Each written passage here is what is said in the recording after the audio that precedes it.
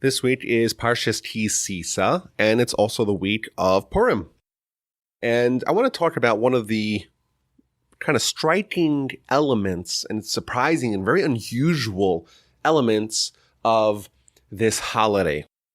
We're told that there's 4 mitzvos that we have to fulfill on this holiday. Number 1, we got to read the Megillah, the story of the book of Esther. We read it twice, once at night of Purim, once by day of Purim. There is additionally a mitzvah to have a lavish feast, a su'udah. We're also commanded to give gifts to poor people. And finally, the 4th major mitzvah is to give gifts to each other, to give the mishloach manos to each other. But in the Talmud and in the Jewish law, there is another mitzvah, another requirement that we must fulfill on this holiday, and that is to get absolutely stone drunk. The Talmud tells us in the book of Megillah on page 7b, Ravat says, Mechayev inish levesumi b'puria, a person has to drink on Purim until he does not know the difference between Arur Haman, cursed is Haman, lebarach Mordechai, to Mordechai is blessed. You have to get so smashed, so inebriated beyond belief that you don't know the difference between blessed is Mordechai. Mordechai, of course, is the great hero of the story. He's the one who helps ensure that the Jewish people survive from the attempts at genocide and annihilation of the Jewish people. He is the righteous person. He's the tzaddik. He's a member of the Sanhedrin. You have to not know the difference between Mordechai is blessed and Haman, who, of course, is the heir to a mullet. He's the prime minister of the empire who tries to destroy the Jewish people. He's the one who is the equivalent of Hitler. He hates the Jewish people with a passion, with a fiery passion. He wants to kill us, and he, of course, is cursed. And on Purim, you have to not distinguish between the two. You have to be so removed from sanity because of alcohol that you don't know the difference between the two. So, as a general rule, mitzvahs don't really sound like this. Our religion is not a very hedonistic one. It's very cerebral. We're about doing mitzvahs and recognizing God and doing good deeds and studying Torah. It seems so out of place to be given such a bizarre mitzvah that we're supposed to drink alcohol, to drink so much that even the most basic distinctions between good and evil are muddled. So what's the meaning behind this? Now, just as an aside, the sources tell us, the Ramah, in the Halacha, the books, it says that the workaround to this is that you drink a little bit more than you normally need to, or that you normally are accustomed to, and then you fall asleep, and when you're sleeping, you're unconscious, you don't know what's going on, and therefore you don't know the difference between the two. Of course, it's important to not drink and drive, and you can't pray, you can't daven while you're drunk. So there are other concerns that, of course, you have to be aware. But as a general rule, it's something which is odd. In fact, there's a somewhat of an amusing story in the Talmud where the 2 great rabbis were partaking in a Purim celebration together. And one of them got so drunk that he picked up a knife and he stabbed his partner, and he killed him. And the Talmud says the next day he sobered up and he finds out what's happening. His partner, his friend, his study partner is dead because he killed him on Purim when he was drunk. And the Talmud says that they prayed and they managed to resuscitate him and brought him back to life. And the following year, these 2 colleagues, one of them said to the other one, okay, why don't you come back to my house this year for Purim? Remember how much fun it was last year? And he responds, I'm sorry, I'm not going to take my chances again. You have a penchant for doing some really odd things when you're drunk, and therefore I don't want to have any part of it. I'll find some other host for my Purim celebration. Now, as an aside, we know the rabbis tend to not be the most violent people. So even if someone is drunk, unless they have a violent streak to them, it's not likely that they're going to do something as extreme as stabbing some other person, innocent person, and killing them. So what's the meaning behind this? I want to suggest that when people are drunk, and we're told this in the Talmud as well, their true essence surfaces. And therefore, if someone is really immersed in Torah and immersed in mitzvos and immersed in spiritual pursuits, then on Purim, that's what comes to the forefront. So what happened? You have two great rabbis. They're committed to Torah study, and that's what they do all the time. And therefore, when they're drunk, what do? They probably study Torah together.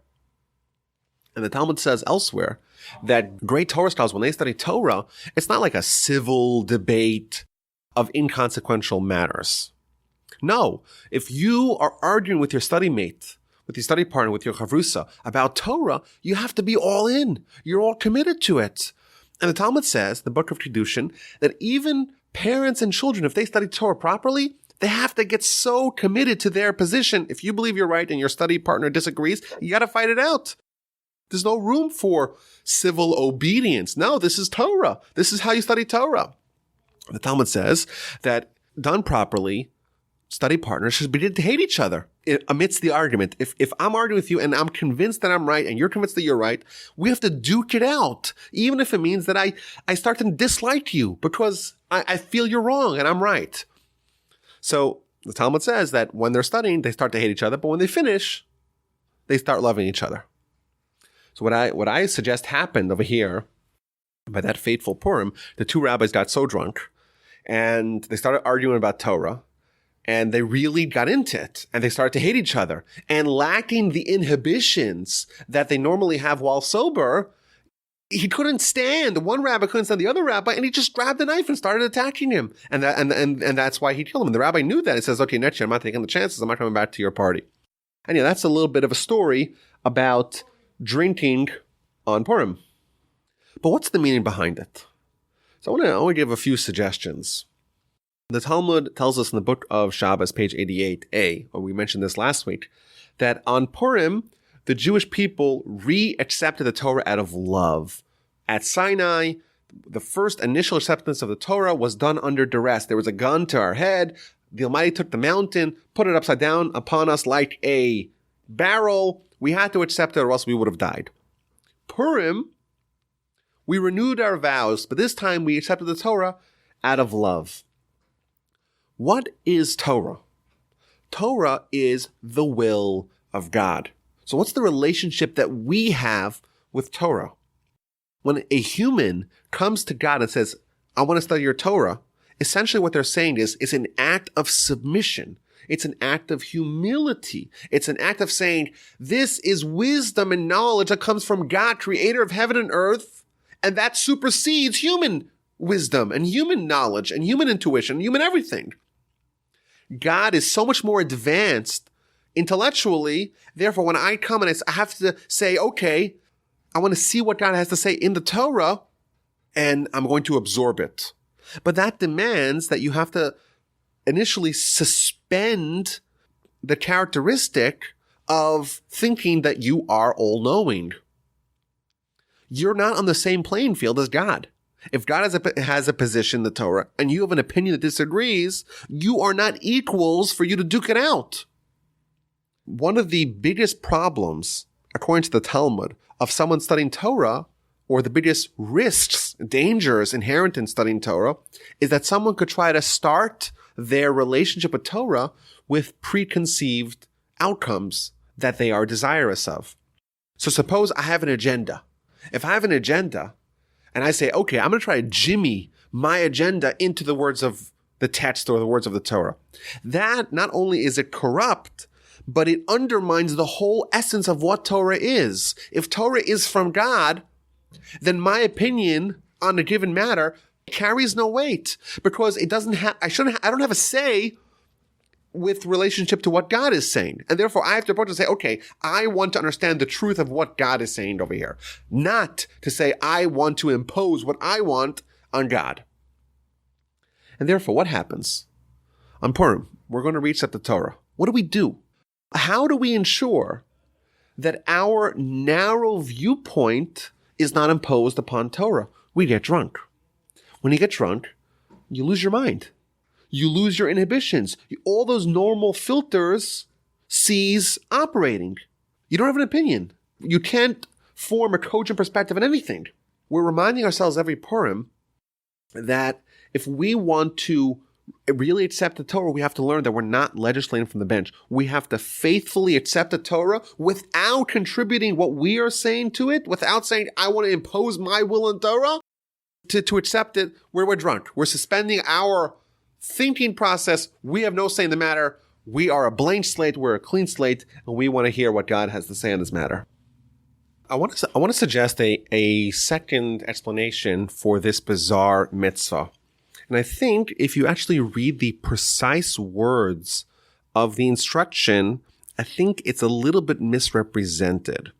The actual words are, you have to drink on Purim till you don't know the difference between Arur Haman. Haman is cursed, Lebarach Mordechai. To Mordechai is blessed.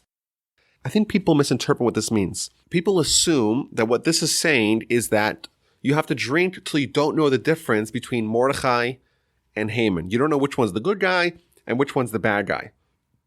But if you read the words precisely, it doesn't say that. It says, you don't know the difference between Haman is cursed or Mordechai is blessed. So suppose you have two things. You know what thing one is, you know what thing two is, you just don't know the difference between the two of them. I think what the Talmud and the Halacha is actually telling us is that, of course, you recognize that Mordechai is the righteous one, he is the tzaddik, and Haman is the wicked one. Of course you know that. But you don't know the difference between the two. And there is a philosophical dilemma that we could have. We could say, oh, you know what's important? It's important to eschew and reject evil. You know what else is important? It's important to embrace and do mitzvos and do righteousness. Well, which one's more important? What's the difference between the two? Which one brings us closer to God? That is a philosophical dilemma for a different day. On Purim, the love of God has to be so pervasive that everything really that brings you close to God is good, everything that brings you away from God is bad, and you're not thinking about which one of those is more important. There's the nitpicky perspective of what's better. Is it better to embrace good? Is it better to do mitzvos? Or is it better to refrain from bad, to refrain from restrictions? That is not what we're supposed to do on Purim.